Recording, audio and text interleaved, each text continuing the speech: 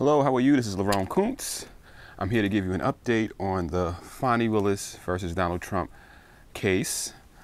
I've been covering this case extensively this year. I have a whole playlist of videos for those of you who want to be updated on what has happened thus far in this case. Today, there was a hearing held by the Senate, the Georgia Senate. They have a committee that's holding hearings concerning DA Willis and the way her office functions. So they sent a subpoena to her, and they wanted her to come in and testify today in front of the Senate committee, and she did not show. She is disputing the authority that this committee has, and she's saying that she should not have to appear and she should not have to comply with the subpoena for her to testify and the subpoena for her to give them the records that they have requested. Now, just a brief update on this story, and like I said, I've covered it extensively. I'm going to leave links in the description pertaining to what I'm going to talk about today. As I said, this has been going on for some time. There's been a lot of twists and turns in this case, but briefly, Fani Willis has charged Donald Trump and 18 others with RICO charges concerning the 2020 election, claiming that they were trying to steal the election. As a result of that case, it has been uncovered that the independent prosecutor that she hired to prosecute this case, she and the independent prosecutor, whose name is Nathan Wade, were in a romantic relationship. Okay, this had become uncovered due to the defense's attorneys getting this information. They submitted it to the court and said, hey, these two people are in a relationship. This should have been disclosed to us, and this should not be permitted. The independent prosecutor is supposed to be independent. He's not supposed to have a relationship with the prosecutor, the DA. And they also accused Fani Willis of benefiting financially from the case, because it has been proven that Wade, who is the independent prosecutor and the person that she was in the romantic relationship with, has showered her with trips and cruises amounting to tens and thousands of dollars. I think it was $17,000 worth of gifts and cruises and trips and things of that nature. So they're saying, they initially said that, you know, there's a relationship here that is not kosher, and we want her to be taken off the case. Well, this led to a lot of back and forth, and it ultimately led to Fani Willis and Nathan Wade having to testify in open court. They testified that, yes, they did have a relationship, but the relationship began in February of 2022. I understand your testimony. There was no romantic relationship with Mr. Wade until early in 2022, whether it be January or February or March, early in 2022, correct? I would say sometime between February and April. Yes, sir. All right. Let's be clear. 2022 was the start of any intimate sexual relationship with the district attorney. And she hired him in November of 2021. So she did not hire him because while she was in a relationship with him, the relationship developed after she'd hired him, and that she disputed the fact that she was getting some sort of financial benefit from him being assigned to this case. Well, like I said, there was a lot of back and forth. So the defense produced records from her cell phone and Wade's cell phone records, just the data that said that they had exchanged more than 12,000 text messages within the 11-month period.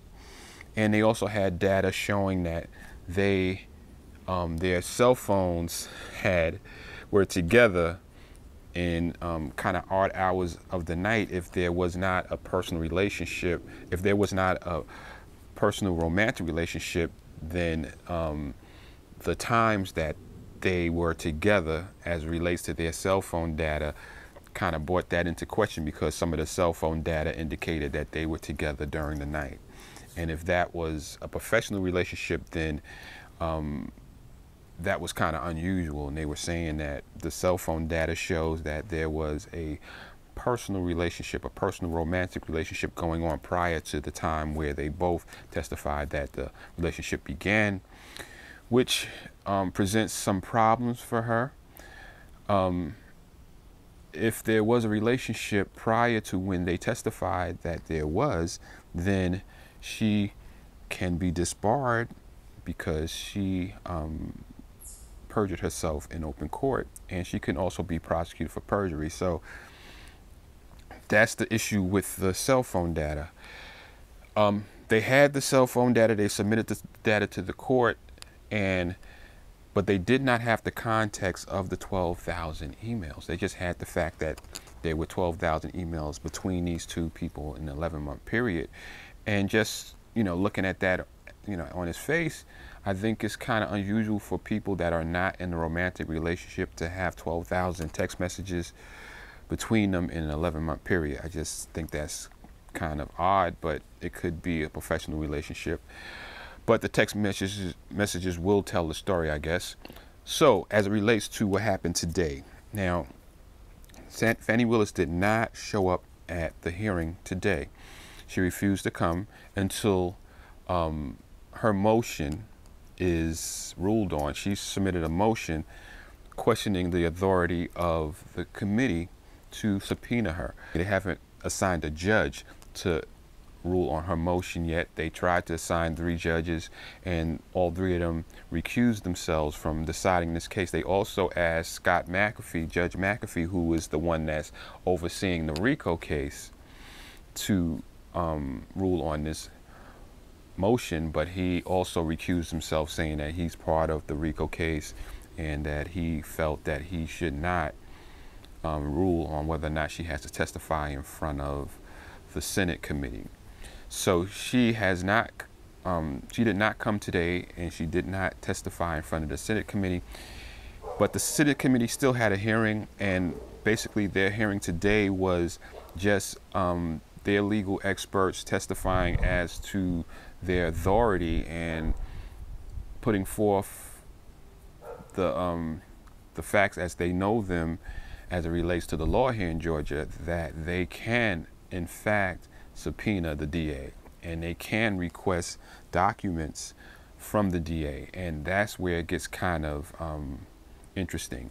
Now, the documents that they're requesting from DA Willis are the text messages, not just the data that shows that there were 12,000 text messages between the 2 of them, but they want to see the actual text messages, and they want 5 years of text messages, which predates the relationship that they claim that they started in February of 2022. It also predates the date that she hired him, which was November 1st of 2021.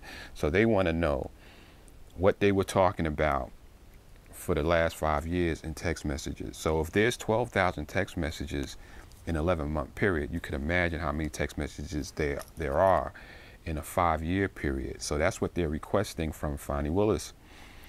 And she has not given it to them. She's disputing it, but we will probably have a ruling soon as to whether or not she has to turn over these documents to this committee and whether she has to testify in front of this committee.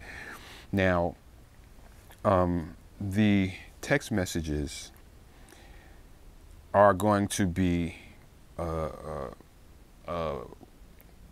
very serious part of this investigation if, in fact, she was in a relationship with Nathan Wade prior to February of 2022. And if they can prove that via the text messages, the contents of the text messages, then she can be disbarred, she can be held in contempt of court, she can be prosecuted for perjury. And, she won't be able to practice law anymore if this is the case, and she won't be able to be DA. So this potential investigation. I mean, this investigation has a lot of potential devastating information that might be disclosed. And if it is disclosed and if it's proven that there was a relationship, then she's in a lot of trouble. Her and Wade are in a lot of trouble. Now, if in these text messages there's not a relationship, then she's fine. So these text messages have the ability to exonerate her and Wade, or they may just bury her and Wade. So we're just gonna have to wait to see what the court rules, whether she has to turn over these text messages, whether she has to testify. And if she does have to turn over these text messages and she does have to testify, then we will see what these text messages reveal. So this is a very serious case, and she is on the ballot this November to retain her position as the district attorney of Fulton County. So this has a lot of ramifications. This hearing has a lot of ramifications. So I'm going to keep you guys updated. And like I said, I have a playlist of all the details concerning this case. So if you want to go through the playlist and bring yourself up to date as to what is going on in the RICO case between Fani Willis and Donald Trump, then be my guest. And I'm going to leave the link to a couple of videos that are related to what I'm talking about right now that might make this all a little bit clearer for you. And thanks for stopping by. And as always, until next time, peace and stay safe.